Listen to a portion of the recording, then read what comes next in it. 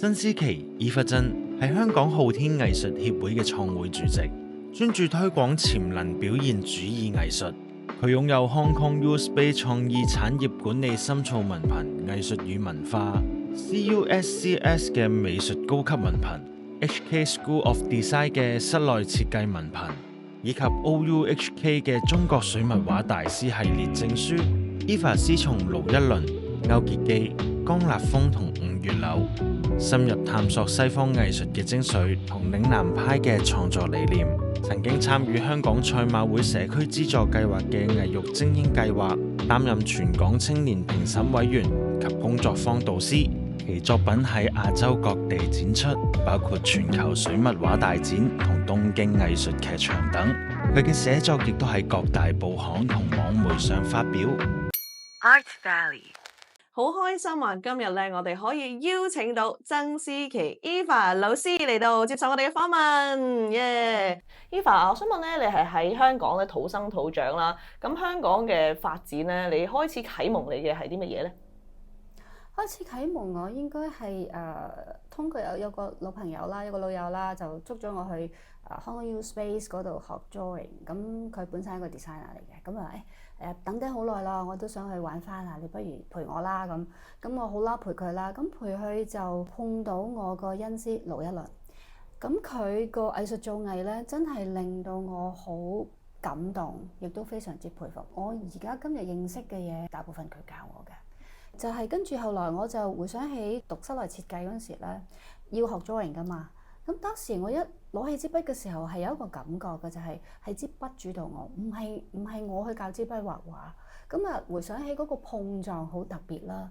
咁同埋我自己本身喺香港土生土長啦，咁我梗係中意自由，中意玩新嘢，亦都覺得藝術非常之好玩。攞起乜嘢我都玩一餐。真係㗎，即係無論係衫褲鞋襪啦、舊嘢啊、要掉嘅嘢，我都會攞嚟玩下。不如可唔可以將佢變為一個生活用品咧？譬如阿媽留低嗰啲玉啊，可唔可以將穿珠仔穿成自己可以戴嘅鏈啊、耳環啊？咁我個人又好中意，譬如大自然嗰啲樹木啊，特別樹木。咁我就會成日將佢喺街執咗翻屋企啊，整乾淨。咁我會做一啲藝術品咁樣咯。咁所以其實你喺生活上咧，都即係細個開始都會揾好多唔同嘅，即係例如樹葉啊，或者係珠仔啊，去令到咧佢會變成一個藝術品咁樣嘅。咁其實呢個係咪都我哋叫即係某程度叫裝置藝術嘅其中一 part 咁樣？可以算係啩。咁當時細個唔識啦。咁我想問啦，其實喺你嘅作品入邊咧，我覺得有一個好想去了解就係咧潛能表現主義。咁其實啦，潛能表現主義嘅藝術咧，其實成個概念係點樣？可唔可以話一話俾我哋聽？成個概念其實主要係一定要必須經過一套系統訓練啦。咁個系統訓練當然係會包括到藝術家族裏邊嘅呢一個歷史文化同埋呢一個藝術嗰個 theory 啦，同埋設計嗰個概念喺裏邊包容於一身嘅。打一個比喻就睇過，即係譬如冰山理論啦，每個人都會有一種唔同層次嘅 talent 喺裏邊隱藏住嘅。咁你通過系統訓練之後咧，好似藥材鋪執藥咁啦，我識晒好多嘢，好多基本概念理論我知道啦，咁我就會將佢執晒落嚟咯。譬如我要執24味，我咪執24種藥。咁執晒之後咧，咁你就先至再睇下、欣賞下、慢慢諗下，同埋要靜待嗰個 idea 一剎那會爆出嚟俾你嘅。係好奇怪嘅。咁總之你一個系統訓練，通過一個邏輯之後，跟住之後你就要諗下我要再點樣去美化優化佢。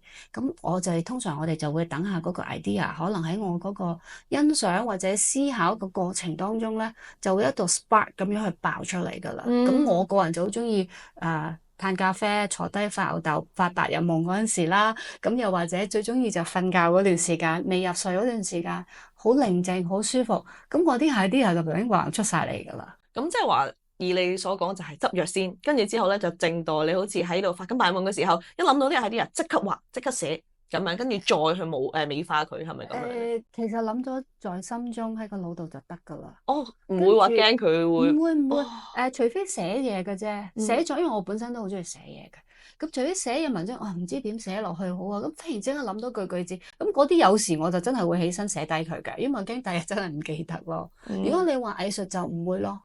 Art Valley，你有一個叫現未過，咁呢三個字咧都幾得意嘅。我想知咧，究竟呢三個字係代表啲乜嘢咧？同埋即係佢會唔會都同傳統嘅藝術嘅概念係有啲嘅分別咁樣嘅咧？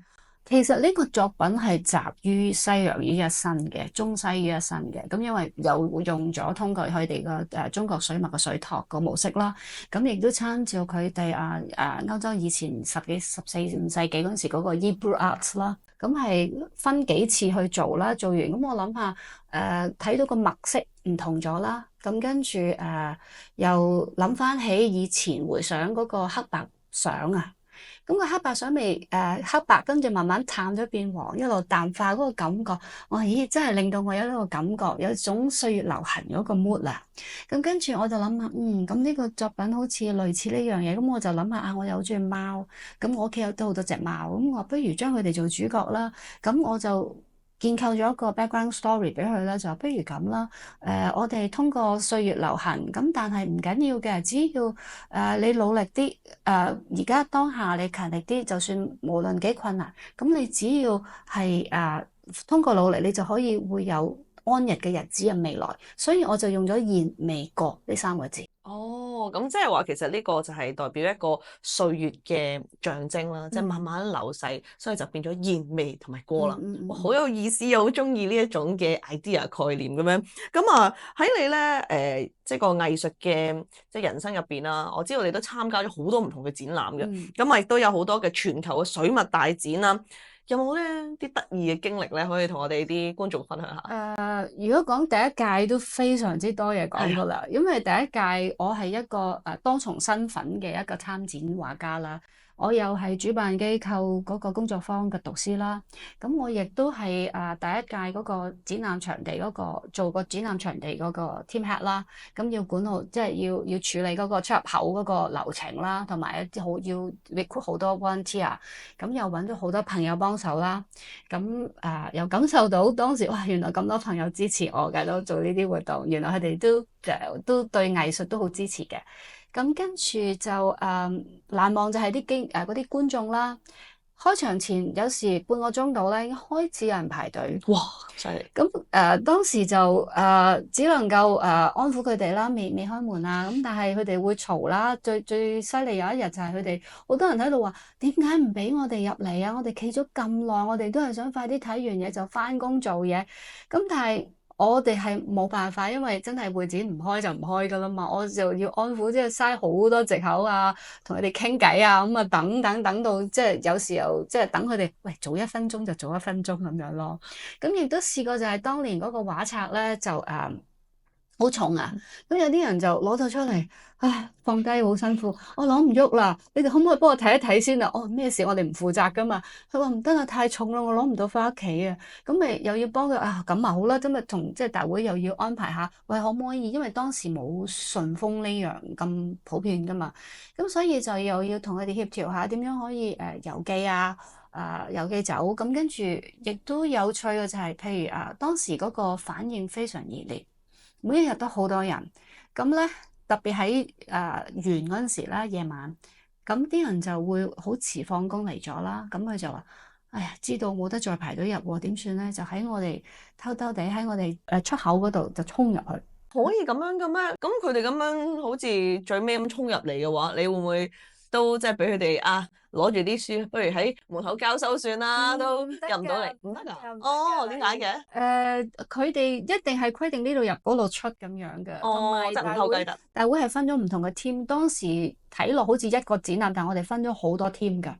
負責賣書嗰啲係一個 team 啦，跟住導賞有一個 team 啦，咁裏邊場館裏邊有一個 team，我出入口有一個 team 咁樣嘅，好多唔同嘅隊嘅。咁成件事咧，其實我覺得好有趣，因為咧我之前有去會展睇一啲咧，好似 Fine Art 嗰啲嘅展覽咧，我未見過嗰個情況係咁熱情、咁踴躍咁樣咧，會早半個鐘嚟排隊，因為當其時我哋去嘅時候人流都比較稀疏少少嘅，即係香港嘅觀眾原來對藝術嘅熱情係咁激烈嘅喎。最後嗰日反應先大，我係啊哋真係好訝然，因為譬如話咗1點鐘就唔睇啦，即係要閂場啦，唔俾人入。咁好多就係真係趕嚟睇，即係好想睇。咁佢哋就喺度話啦，成日係咁同我走埋嚟，同我反映話，可唔可以褪多2個鐘啊，多1個鐘啊？我哋真係睇唔晒，唔夠時間睇。咁啊，即係半翳咁啦，即係我又覺得佢哋好慘，咁辛苦趕到入嚟，真係唔夠時間睇。咁啊，唯有同大會講，即係哎呀，佢哋可以 extend 多2個鐘咯。最尾係得嘅，最尾得嘅。哇！即係你嘅力量好強大。唔係強大，而係即係你諗到你啲入場嗰啲觀眾咁熱情，咁佢哋又好慘，即係你諗下會展咁大，你行一個圈都要啲時間，咁佢哋真係一心嚟想睇呢個展覽，同埋好多人係廣告出咗佢哋先知，有啲人嗰日就真係要放工先嚟到，係最後嗰日係唔知禮拜6嚟，我記得好似，咁變咗你冇時間啦，咁人哋有啲直情係你閂咗門，佢嚟到企咗喺度好多人啊，其實都。即係覺得都好傷心，即係哎呀！如果我哋可以睇到就好啦。你個人好有同理心喎，好正。同埋我覺得咧，啲觀眾都好正啊，因為佢哋咧會真係好有心去慢慢睇，逐個去欣賞，直情買埋翻屋企啲書籍咁樣，重掉掉都要去攞翻去欣賞。係啊，哇，好好啊！同埋人多到好多時分時間，我哋就成日一人多，會展又要 cut 唔俾入㗎啦嘛。咁又要佢哋等咯。咁等得耐，有啲人有少少鼓噪啦，冇鬧交嗰啲啊嘛，冇，即係好平和嘅，完全都係大家係一個熱誠，就一個目標，我就係想嚟睇畫、欣賞畫。咁但係有啲就等得耐話，可唔可以快啲？我想入去咁樣咯。咁有啲又捧啲畫家牆咯。咁成件事咧有啲似咧，我之前去動漫節咁樣，即係藝術，因為動漫節多人就正常啦，因為好多 cosplayer 咁，有好多人想去影相噶嘛。但係咧，我估唔到真係呢一個展覽咧，都會吸引到咧，即係同動漫節一樣墟冚嘅情況出現。Art Valley。咁你咧喺呢個藝育菁英基金會啦，作為你佢嘅繪畫導師咧，你想啲學生得到啲咩咧？我好希望佢哋得到嗰把藝術嘅無形嘅寶劍，咁因為藝術係可以伴隨佢哋終身，除咗個人修為之外咧，亦都同佢哋有嗰種共墮愛河嗰種快樂嘅，咁同埋亦都可以明白到藝術唔係一定要做畫家嘅，亦都可以將佢發展到佢哋未來嘅事業啦，同埋佢哋嘅生活層面方面。哇！見到你咧去講呢一段嘅時候咧，都有少少眼泛淚光嗰種嘅情感咧，直情係洋溢咗出嚟啊！嗰種感覺，我好中意你呢句咧，就係同啲學生一齊共度藝術嘅愛河，好浪漫、好唯美嘅一件事，而且都唔一定要 force 每一個嘅學生，即係好似香港嘅教育咁，有時要填鴨，你一定要讀啊，去做呢一行，咁又唔一定喎，只不過係你想提升自己。有個修為，你先至去學藝術，好正，我好中意。咁啊，另外啦，咁你都曾經同青年協會啦合辦一個叫視覺藝術嘅工作坊啦 （PEA 嘅工作坊）。其實呢啲經歷咧，對你啦同埋參與者有冇啲咩影響咁樣？呢一個係第一個試點嚟嘅。咁喺呢個 program，咁當然你要推動一個新嘅模式嘅藝術概念咧，係要天時地利人和去一齊先至有呢個可以完成得到啦。咁其實呢件事呢個起點係一件好事，令到我可以準備得更好，裝備得更好，為下一個 project。咁咧喺策劃呢一個嘅藝術嘅課程啦，同埋展覽嘅專案入邊咧，你通常會考慮啲乜嘢因素咧，去確保佢可以達到佢嘅成功咁樣？我通常都係一個字新，乜嘢都要新。咁同埋唔會重複，咁跟住仲要有3個 W，即係要3方面都要 win。咁所以我通常我就會準備好多唔同嘅課程，去會重點針對嗰個課程項目係邊一類人啦，邊一類嘅受者啦，即係學員係啲咩年齡嘅層面啦，同埋背景啦，咁我會針對性幫佢哋設計一個短期性嘅課程俾佢哋。咁首先就要吸引佢哋對提高藝術興趣先啦，咁先可以令到佢哋會願意學習噶嘛，咁先會成功咯。咁所以咧就係全部都要用一個新嘅思維啊、新嘅創作，令到佢哋會有更加好嘅投入。呢個就係你嘅嗰個概念啦。咁你喺黃大仙社區機構嘅藝術課程入邊咧，其實你點樣去做嗰個嘅藝術推廣，而令到咁多人過嚟參加咧？咁主要都係針對佢哋嘅年齡層係邊一 group 人啦。咁我會針對性地教佢哋啦。譬如係一啲年長啲嘅婦女啊，咁我會唔會首先會令到佢哋覺得藝術係一種享受嚟嘅，學習藝術冇壓力嘅，又唔會有打擊嘅，咁佢哋就會自然就會慢慢去融入去，咁我先至再針對性去教佢哋咯。